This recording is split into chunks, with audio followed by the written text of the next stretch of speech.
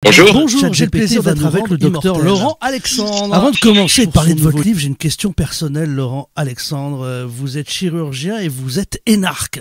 Ça peut parfois surprendre. Comment on arrive à aller dans ces deux branches qui sont quand même radicalement différentes et même sur le plan intellectuel? Oh, pas si différente que ça. Et puis, au fur et à mesure que la technologie progresse, finalement, on se rend compte que la technologie, et notamment la technologie médicale, doit être encadrée. Et ça, c'est le métier de l'énarque d'encadrer les choses. Donc, en réalité, dans un monde hyper technologique, la médecine et puis la régulation par l'État, ce sont des domaines qui convergent. Votre livre est bouleversant parce qu'il me permet de comprendre à quel point l'intelligence artificielle est rentrée dans notre vie quotidienne sans que l'on s'en rende compte et on continue toujours de la minimiser. C'est un peu comme la dépense publique, l'endettement. Ça fait 30 ans qu'on nous en parle, les impôts augmentent subrepticement ou les taxes pour faire avaler la pilule, puis un jour on se retrouve comme la Grèce. Oui, enfin, il y a une différence. La dette publique, on peut la baisser, la dépense publique, on peut la baisser, alors qu'en matière d'intelligence artificielle, on ne reculera jamais. C'est un toboggan sans retour, alors que la dette publique est quelque chose de réversible. Alors, nous rendre immortels, qu'est-ce que l'immortalité, finalement? Parce qu'il pourrait y avoir plusieurs définitions de l'immortalité. Oui, et d'ailleurs, c'est intéressant parce que c'est un débat au sein de la Silicon Valley parmi les milliardaires de l'intelligence artificielle, c'est-à-dire les propriétaires des grandes entreprises qui sont en train de construire l'intelligence artificielle. Il y a ceux qui souhaitent qu'on aille vers une immortalité biologique, c'est-à-dire de modifier notre corps pour reculer la mort. Et puis, il y en a d'autres, comme les dirigeants de Google, qui souhaitent que nous fusionnons avec l'intelligence artificielle, que nous transférions le contenu de notre cerveau dans les ordinateurs et que nous abandonnions notre corps. C'est ce qu'on appelle le post-humanisme, c'est-à-dire une fusion avec les machines avant de devenir des cyborgs et d'abandonner notre corps biologique. C'est d'ailleurs ce débat, ce conflit entre les transhumanistes qui veulent augmenter l'homme et puis les post-humanistes qui veulent que l'intelligence artificielle remplace l'homme, qui a conduit à la fâcherie très forte entre Elon Musk et puis les dirigeants de Google. Est-ce que le post-humanisme existe déjà finalement pratiquement? Ce que je veux dire, c'est que si vous mettez tous les discours, courriers, articles de presse, livres, interviews de Jean d'Ormesson, par exemple, puisqu'on a eu des vidéos de lui, audio, etc. Maintenant qu'il n'est plus là, ChatGPT pourrait raisonner, écrire comme Jean d'Ormesson. Oui. Mais on n'a pas transféré ses pensées, on n'a pas transféré le contenu de son cerveau dans des machines. Donc en fait, on peut créer un avatar de Jean d'Ormesson comme de Napoléon Ier, qui parlerait comme Napoléon Ier ou comme Jean d'Ormesson. En revanche, on n'a pas transféré son cerveau. Les post-humanistes veulent transférer le cerveau des humains dans les machines. C'est une étape qu'on ne sait pas faire encore. Ça s'appelle l'uploading. Et c'est l'objectif ultime des dirigeants de Google. Transférer le cerveau, cela signifie pas analyser des décennies de réflexion, parce que peut-être que ChatGPT, s'il analysait des décennies de chroniques politiques, par exemple, quand il écrivait pour Le Figaro de Jean d'Ormesson, ChatGPT pourrait deviner ce que penserait Jean d'Ormesson de la situation politique actuelle. Vous n'êtes pas d'accord? Mais ça ne donne pas ses pensées intimes. D'accord. Alors que transférer le cerveau conduirait aussi à transférer nos pensées les plus intimes, nos tabous, nos fantasmes, nos désirs, nos peurs, tout ce que nous n'exprimons pas. Jean d'Ormesson ne parlait pas de ses fantasmes sexuels dans Le Figaro. Non. Et à l'époque, ça aurait d'ailleurs été assez mal vu par Le Figaro. Vous-même, Laurent Alexandre, vous êtes plutôt un transhumaniste ou un post-humaniste?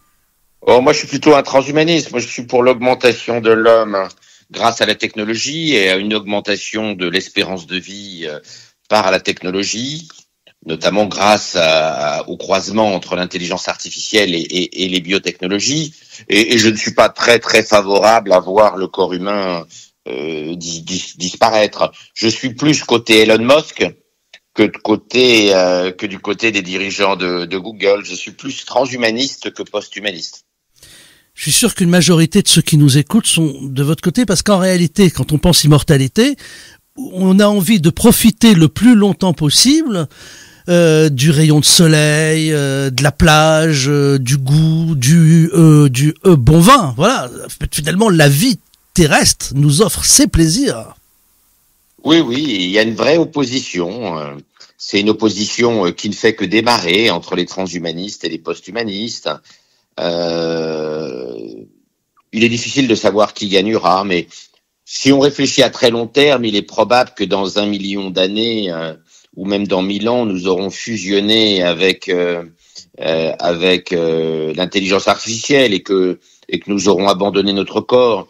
Je ne suis pas certain que le corps biologique puisse durer très longtemps. Alors l'intelligence artificielle commence même à raisonner comme un humain, peut-être pour le remplacer, on le voit bien déjà dans certains métiers. Alors oui et non, et là c'est une question que je vous pose, c'est pas une affirmation. On va prendre le métier de journaliste, par exemple. On comprend que l'intelligence artificielle peut remplacer un présentateur du journal de 20 heures, facilement.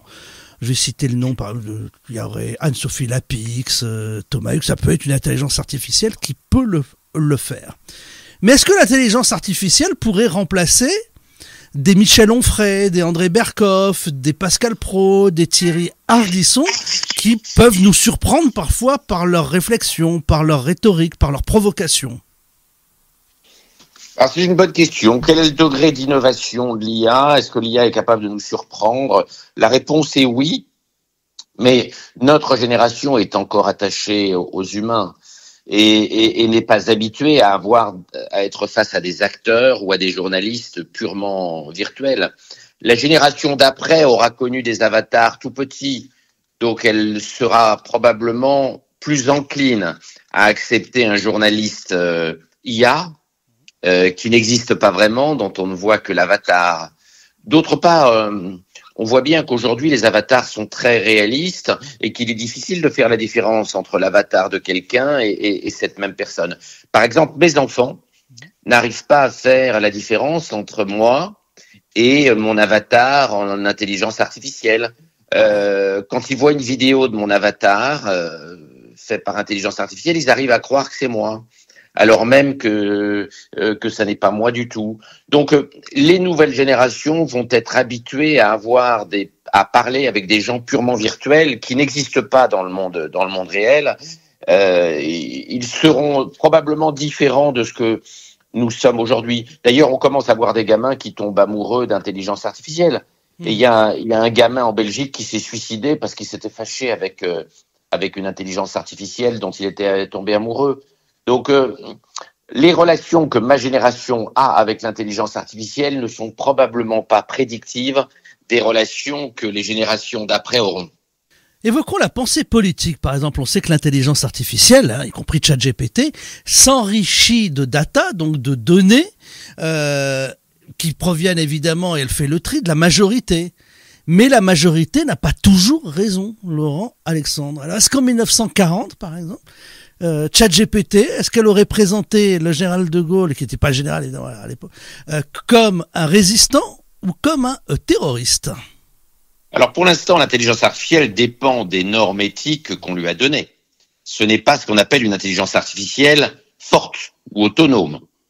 Donc aujourd'hui, l'intelligence artificielle, elle se range aux normes éthiques qui lui ont été inculquées directement ou indirectement par l'intermédiaire des données avec lesquelles on l'a éduquée. Dans le futur, si on a des intelligences artificielles totalement autonomes, c'est-à-dire qui ne dépendent plus des normes éthiques de l'humanité, ce serait différent. Mais nous n'en sommes pas là. Pour l'instant, l'intelligence artificielle n'a pas de conscience artificielle et elle n'a pas de normes, de principes éthiques et moraux autonomes. Alors, je vais prolonger ma question, vous ne m'avez pas répondu. J'ai pris 1940, est-ce que le général de Gaulle aurait été présenté comme un terroriste ou comme un résistant? On va prendre un fait divers plus récent, par exemple Colin Powell avec l'affaire de l'Irak. Est-ce que l'intelligence artificielle, donc elle n'aurait pas eu l'éthique de dire Colin Powell a présenté cette fiole, il peut y avoir des cas de manipulation de l'information, se référer au passé. Si, mais ça c'est pas très difficile. Ça, c'est pas très difficile pour une intelligence artificielle d'envisager ce type de cas. Mais elle le fait toujours à partir des normes éthiques et morales qu'on lui a inculquées. Le point qui est plus inquiétant, c'est ça le point sur le plan de l'éthique, c'est cette transition progressive, cette tentation de l'eugénisme. Là, vous êtes aussi très mesuré, Laurent Alexandre. J'ai l'impression que face à la progression rapide de l'intelligence artificielle, les parents vont vouloir que leurs enfants soient plus intelligents pour éviter d'être marginalisés. Et j'imagine qu'une partie importante des parents approuveront le discours d'Elon Musk, qui veut mettre des microprocesseurs dans le cerveau de nos enfants pour les rendre compétitifs face à l'intelligence artificielle. C'est l'objectif de ces implants intracérébraux Neuralink. Donc ce qui semblait complètement fou en 2000, c'est-à-dire d'augmenter le cerveau de nos enfants, est quelque chose qui va probablement se banaliser. Je pense qu'en 2050, les parents raisonnables voudront éviter que leurs enfants soient inutiles face à l'intelligence artificielle et accepteront ce que propose aujourd'hui Elon Musk, c'est-à-dire l'augmentation cérébrale de nos gamins pour éviter qu'ils soient les losers de l'économie de demain. Il y a un point aussi sur lequel vous insistez, c'est la culture générale que l'on a oubliée. C'est vrai que depuis des décennies, on a des générations de Bac+5 qui sortent, qui sont très bons dans un métier, mais qui ne savent rien faire d'autre. Et on voit des gens qui ont des bons niveaux, des belles situations, qui raisonnent parfois de façon très simple. C'est-à-dire que le bon sens a disparu. Et non, vous dites le bon sens n'a pas disparu. Il a toujours été minoritaire. C'est-à-dire l'idée selon laquelle en 1900 tout le monde était super intelligent, super cultivé et avait plein de culture générale, c'est une idée complètement conne et complètement fausse. Il y avait des cons aussi en 1900, oui. Il y en avait beaucoup, il y en avait autant qu'aujourd'hui. Donc non, il n'y a pas de différence entre aujourd'hui et avant. Évidemment que on a un biais d'observation.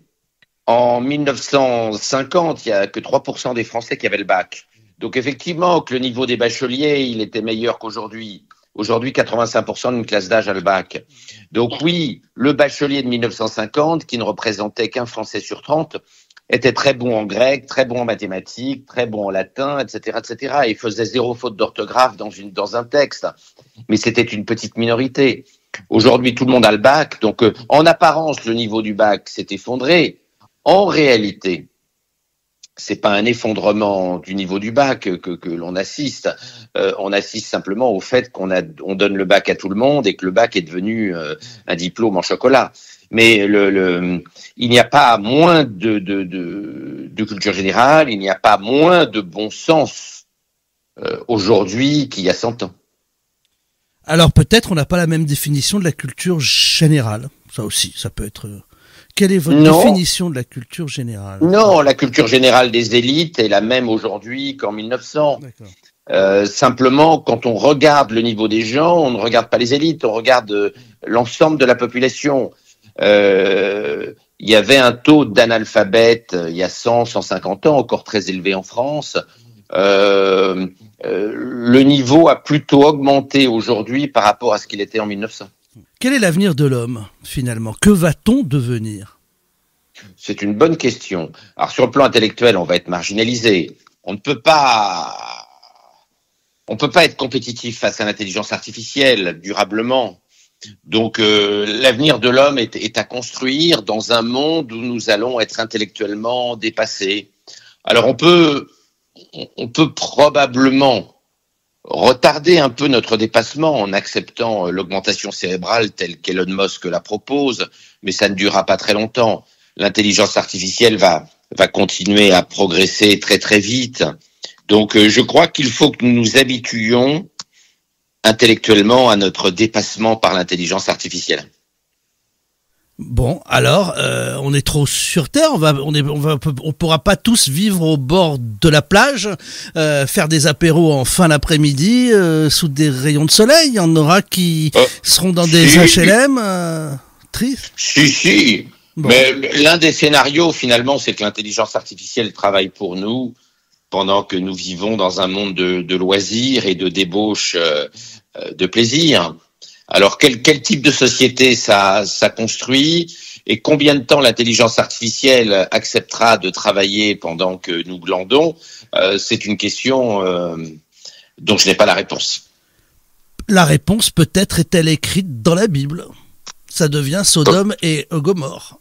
Oui, alors la Bible n'est pas la Bible n'est pas une grande référence pour moi parce que je suis athée. Oui, mais bon, on voit comment parfois des civilisations tombent. Voilà. Vous avez répondu justement à la dernière question que je voulais vous poser, Laurent Alexandre. Je sais que vous êtes athée, mais quand même, la spiritualité a longtemps donné des codes, des valeurs. On dit que le 21e siècle sera religieux, ne le sera pas. Il a déjà commencé, on a déjà fait un quart de ce 21e siècle et on voit à quel point il est de plus en plus religieux, j'allais vous dire, et Dieu dans tout cela. C'est pas à l'athée que je m'adresse, hein, c'est pour moi, Dieu n'existe pas. Et finalement, il y a deux dieux possibles. Il y a l'homme-dieu, c'est nous augmentés par la technologie, ou c'est l'intelligence artificielle. Alors, lequel des deux dieux va gagner ? Est-ce que c'est Homo Deus, l'homme augmenté par la technologie, ou est-ce que c'est l'intelligence artificielle qui va devenir le vrai Dieu en prenant la place de l'homme-dieu ? Je ne sais pas. En tout cas, je pense que la vraie bataille n'est pas entre le Dieu des Écritures et l'IA. Je pense que la vraie bataille, elle est entre l'homme augmenté et puis l'intelligence artificielle qui dépasse l'homme. L'intelligence artificielle qui deviendrait alors ce Dieu, pourrait-elle se retourner contre nous et devenir méchante à notre égard en nous jugeant ? C'est une vraie question.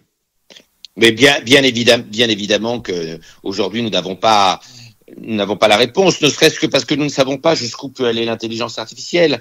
Si Sam Altman, le créateur de ChatGPT, a raison de penser que dans 10 ans, l'intelligence artificielle sera 1 million de fois plus intelligente que l'homme, à ce moment-là, notre dépassement serait rapide. Merci Laurent. Alexandre, vous êtes chirurgien, énarque, fondateur de Doctissimo. Votre nouveau livre, on en parle beaucoup, c'est un des livres à lire vraiment cet été. Chez Lattès, chez Jean-Claude Lattès, ChatGPT va nous rendre immortels, du docteur Laurent Alexandre. Merci beaucoup. Laurent Alexandre. Bonne journée, au revoir.